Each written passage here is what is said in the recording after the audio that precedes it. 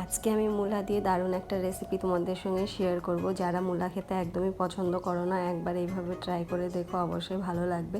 তো দেখো, মূলাটাকে আমি গোল গোল করে কেটে নেব, আর এর সঙ্গে আমি একটু আলু মিক্স করে দেব। সবজিগুলো সব কাটা হয়ে গেছে। এখানে মূলা, আলু আর পেঁয়াজগুলো আমি গোল গোল করে কেটে নিয়েছি, আর কয়েকটা রসুন দিয়েছি, আর দিয়েছি কাঁচা লঙ্কা চিড়ে। কড়াইতে সামান্য একটু তেল দিয়ে সবজিগুলো একটু নাড়াচাড়া করে নিয়েছি, আর একটু দিয়ে দিলাম নুন। তারপর এর মধ্যে জল দিয়ে সবজিটাকে আমি ভালো করে সেদ্ধ করে নেব।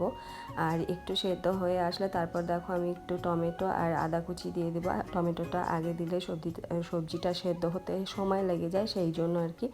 তো সবজিটা প্রায় সেদ্ধ হয়ে গেছে, আর এখন এর মধ্যে দিয়ে দেবো আমি দুটো চিজ। তো দেখো, এই যে চিজগুলো এরকম টুকরা টুকরা করে নিয়ে তারপর হচ্ছে সবজির মধ্যে দিয়ে দেবো, আর 5 মিনিটের মতন এটা বয়েল হতে দেবো। দেখতে দেখো ক্রিমি টাইপের হয়েছে, আর খেতে কিন্তু দুর্দান্ত টেস্টি লাগে। তোমরাও চাইলে একবার ট্রাই